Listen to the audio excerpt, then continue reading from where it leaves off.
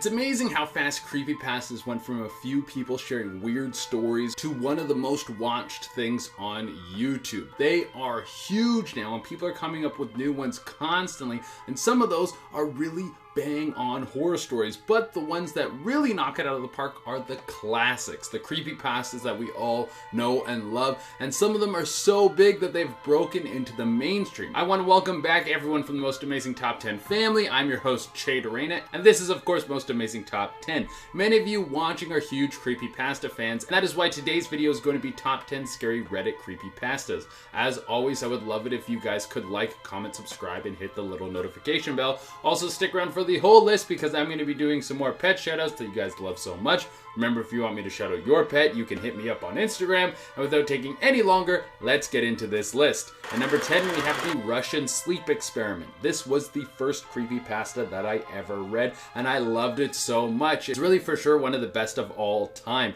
The setting is great. Government scientists doing human testing on prisoners with a drug that has never been used before. A very classic horror theme, and it is truly one of my favorites. If you are unfamiliar with this creepypasta, a group of 4 Russian prisoners were told by the Russian government that they would be let go and released from their sentence if they were allowed to be experimented on. They're like, sure, why not? Then they're taken into a room that is pumped full of a strange gas that's supposed to make it so they cannot fall asleep, and that's exactly what it does. This then leads to them slowly going insane, and it is this breakdown that gives the story so much pop. There is a ton of gore and violence and other disturbing imagery in this creepypasta, but what really sends it home is the vibe of it all being what really sends it home is the terrifying vibe of these men slowly going insane. The only downside is at the end there is one line that one of the prisoners says that is kind of cheesy and it really takes away from the story, but all in all this is a very, very good creepypasta. At number 9 we have Goat Man,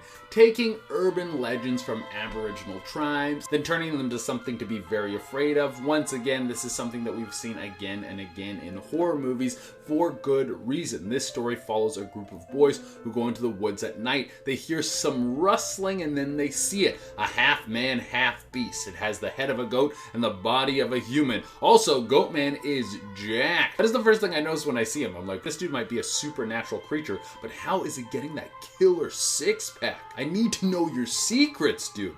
But this story was inspired by old Aboriginal stories of shapeshifters who could look like any animal and sometimes even turn into people.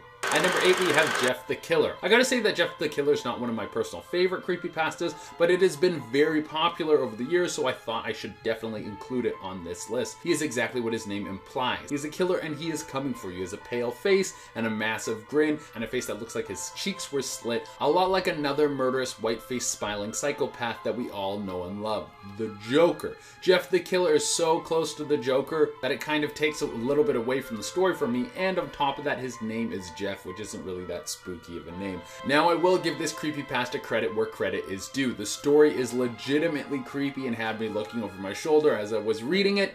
There's a good reason why this guy is so popular. At number 7 we have Tales from the Gas Station. Some of the best horror movies of all time are serialized to the point where we almost don't even like them anymore. I mean, when you think about the Saw movies, there's so many of them. How many Halloween movies are there? And then Friday the 13th as well. So many sequels with all these movies. So it only makes sense that there would be a creepypasta that would follow in the same vein of these other things that we know in the horror genre. This is a series of stories from someone who is just working at a gas station and they witness a ton of strange supernatural happenings. The biggest mystery is why this person doesn't quit. Why would you deal with so much hauntings when you're only getting paid minimum wage? At number 6 we have the Rake, a supernatural creature living in the woods. This story is as old as time. Reddit took this one and they gave it a little bit of a modern spin. One of the stories about the Rake is about a woman who sees something walking in the woods outside of her home. Then a few nights later something breaks into her home and tries to steal her child away from her. It leaves large scratches all over the kid's body before it's scared off and then runs back into the woods, never to be seen again. Some of these stories about the Rake says that this creature has been alive for thousands of years, waiting for the right time to strike and kill people. Think of it as like a Bigfoot but with a way scarier face and body. Bigfoot looks kind of dumb and dopey, but the Rake has a pale face with pits for eyes and sharpened teeth. Not to mention that it has claw-like hands that will rip the flesh right off of your bones. So this is what I'm talking about when I say they give it a modern twist. It'll be one of the scariest monster in the woods stories that you have ever read. At number 5 we have Nora Petrova, a classic story of being careful what you wish for. If you found out out that there was a Wikipedia page about you, then you would probably think two things. First would be like, oh my god, I made it, everyone knows who I am. And then the second thing would be like, who the hell wrote this? Now, what if you found a page where everything you wrote came true? What if you had the ability to warp reality to whatever you saw fit? It would be very hard to avoid not changing your own fate into something that was more desirable. Well, that is what this story follows. It's all the twists and turns of someone wishing for something and then seeing all the negative outcomes come from all their decisions. The craziest part about this story is as you're reading it, you're watching someone's life fall apart, but there's still a part of you that wants to take advantage of this ability and change your world into whatever you see fit. At number 4, we have I'm a 911 operator and I just had the most terrifying call. How much needs to be packed into a creepypasta and make it really terrifying? Well, actually, not that much. That's one of the best parts of horror, is the lack of information. The unknown keeps us scared and afraid to turn off the lights before we go to bed. And this creepypasta is just that, a short and sweet story of a 911 phone call that starts out as just some drunk guy walking around in the front of someone's lawn and then quickly changes into what seems to be a supernatural happening. And I won't tell you too much more about this story because it's so short and it's so good that you should definitely just take the time and go read it for yourself. At number 3, we have Candle Cove. This is one of the best uses of the Mandela effect I have ever seen, when we're talking in the realm of horror, of course. The idea is that there was a kids show that a bunch of people remember, but no one can find any history of it. A Reddit thread started of people chatting on forums about it, all having the same memory of this creepy kids show that they can't seem to find any evidence of. This just keeps pulling on the strings of, was it real or was it not? How can a group of people all have the same memory that doesn't exist? If you want to get an even deeper dive into this concept, you should check out the show Channel Zero, which is based on this creepypasta. At the number 2 spot, we have Laughing Jack. This is the story of a Pennywise type character warped into a disturbing guardian angel. Laughing Jack was once a colorful clown who was also a guardian angel of a kid who was deeply disturbed. Laughing Jack tried to make this kid happy, but nothing worked. Laughing Jack was rejected and slowly became depressed. Then the kid got older and began to torture and kill people. This was all happening while Laughing Jack was watching. One day Laughing Jack snapped, killed the kid, and was now free. But all the years of being neglected and seeing horrible things happen had turned him into a horrible monster, and he continued to torture people as his previous owner did. Now all his hatred was directed at children. He would pretend to befriend little boys and girls, and once they trusted him, he would cut out their guts and replace it with hard candy and leave them there for their parents to find. Not a very nice dude. And for the number 1 spot, we have Slender Man. This guy is the head honcho when it comes to creepypastas. I don't know if you guys have been watching the Michael Jordan documentary, but Slender Man is the Michael Jordan of creepypastas. This guy has video games about him. He's got movies about him. There was even an attempted murder dedicated to this guy. This is probably the wildest story about the whole thing. There were 2 girls who told another girl to come join them in the woods for a game of hide and seek,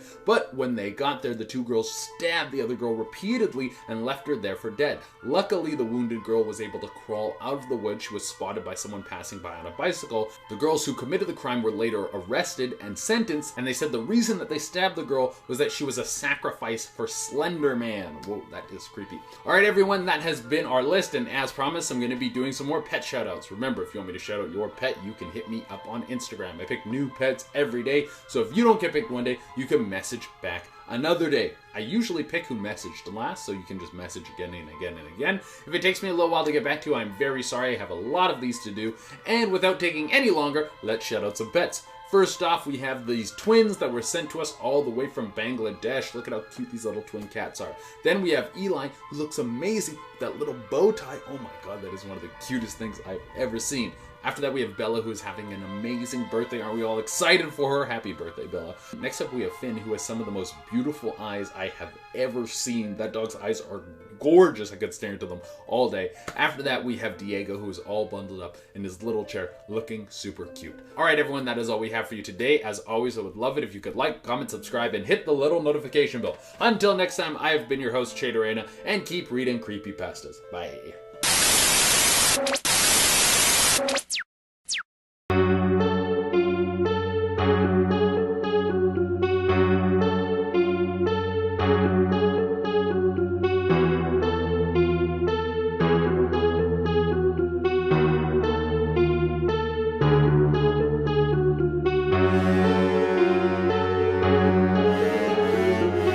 Bye.